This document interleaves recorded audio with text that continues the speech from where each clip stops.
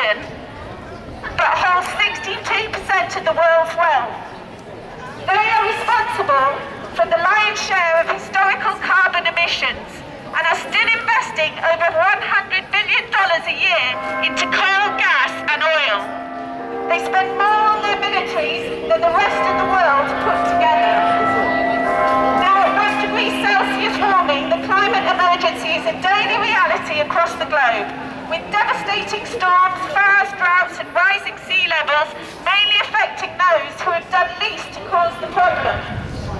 The G7 summit kicks off a season of intergovernmental talks, including the G20 conference in October and COP26 in November.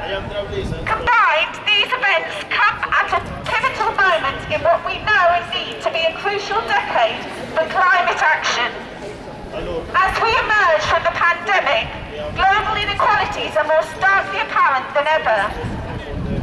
But will the G7 seriously address the climate and ecological emergency, or will they continue to greenwash our burning future? Their agenda this weekend is leading COVID recovery, promoting prosperity and tackling climate change. And despite these warm words, there is no sign the G7 will do anything to redress the global imbalance of money and power that underlies the interlinked crisis of climate, COVID, poverty and war. But we know another world is possible, one that repairs the harm, prepares for crisis to come, prioritises togetherness and well-being.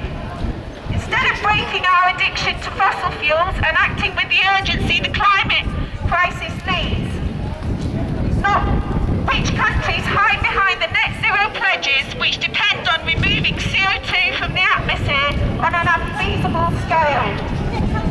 If the world is to avoid catastrophic climate breakdown, the G7 meeting needs to call not only to commit to ensuring global access to vaccines through an end to patent control and stockpiling, single-mindedly going flat out for democratic transition to sustainability, a just transition away from fossil fuels and an end to fossil fuel funding. And they need to cancel the debt owed to the poorest nations, give climate finance for the global south to cope with climate impacts and develop sustainability. $100 billion a year was pledged at Copenhagen, but it has still not been delivered. And they need to seek global cooperation, not conflict. Our message today is G7, the world is watching you. And your claims to global leadership will be judged the world over against these benchmarks that we need today. So please come and join us, take a leaflet, find out more about the climate crisis campaign. There are loads of different groups here all coming together in solidarity to fight against this inaction that we see in our government.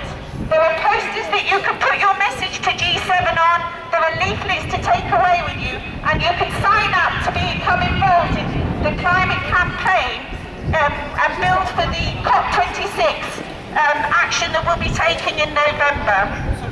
I'm going to now call on some speakers to come and talk.